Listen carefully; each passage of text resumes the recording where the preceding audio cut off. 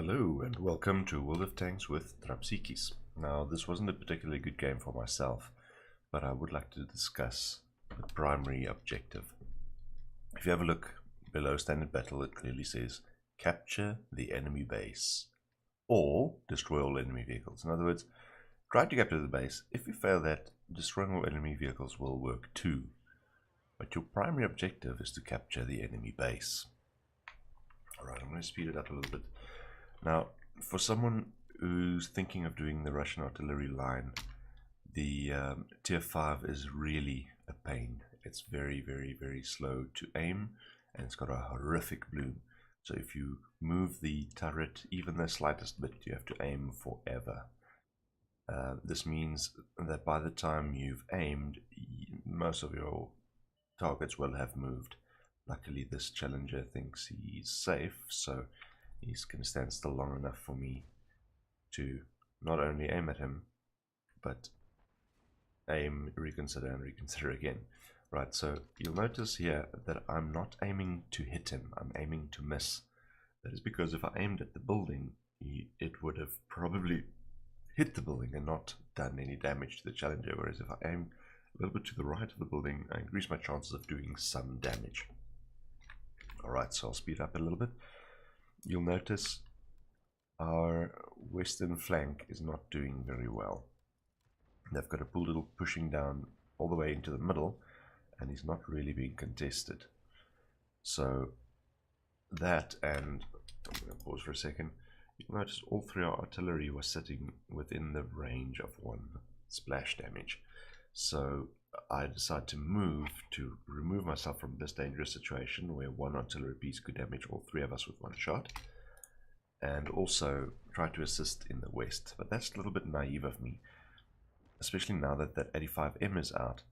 There's an aggressive medium pushing up with some support. He's got the TD and two mediums behind him, whereas we've only got the one TD and one medium. So for me to think I can actually turn the tide here is a little bit naive, but that's my game style. I tend to hope for the best, and I don't plan that very well. So you can learn that. Don't play like me. Plan better. Try to go to the other side of the map where you might have the advantage and perhaps bolster your team's chances rather than flogging a dead horse. Alright, so here I decide to push up a little bit so that I can get some shots at these guys. But the challenger is already safe, and the 85M decides to get safe just as I'm ready to shoot. So another tip for this tank, if you decide to do the SU-122A, do not fire while you're not fully aimed in. The chances of hitting your target is already small enough with the accuracy on this gun. If you take a chance at firing without aiming in, you're almost guaranteed to miss. Right, so for the moment, it looks a little bit good. We're 2 kills ahead.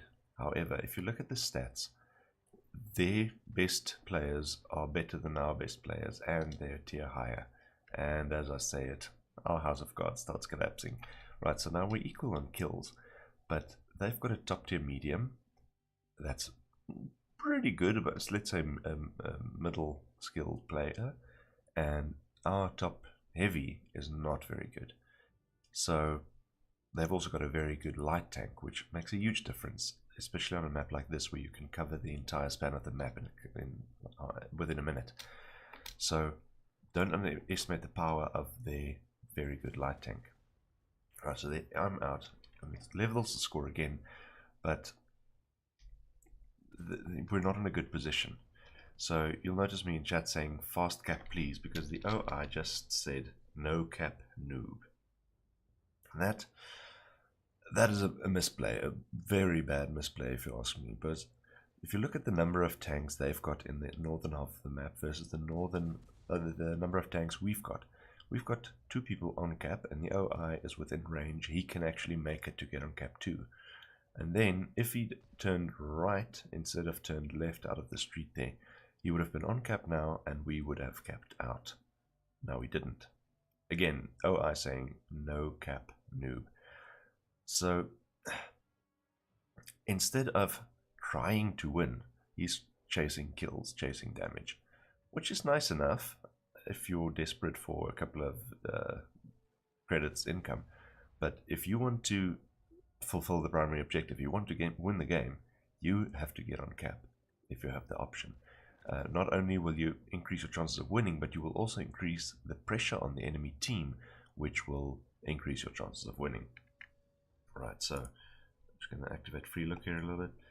OI is on his way. Now you'll see he's the one being a little bit naive. He's pushing in to at least 2 known enemies.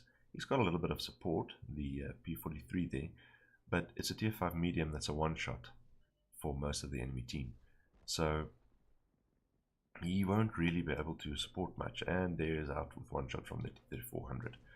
So now the OI with side armor that can be penetrated by all of the enemies except the artillery, who will still do some damage whenever he hits, is not in a very good position. And even if he did manage to take out the T3400 with one shell, his reload is the rest of the game. So where you've got the opportunity, do get on cap. The advantages outweigh the disadvantages. The only exception is where you're in a position where you don't have a good view range and the enemy will definitely outspot you and pick you off. Then you need to spread out a little bit. Right, let's have a little look at the post-game stats. I'm using a different tool called the What Replay Analyzer, and I like it simply because I don't have to upload to What Replays to actually be able to see the statistics of a game, especially a game like this where I didn't do very well and I don't want to publish it. This tool was very useful. Right, so you can have a look at the overview.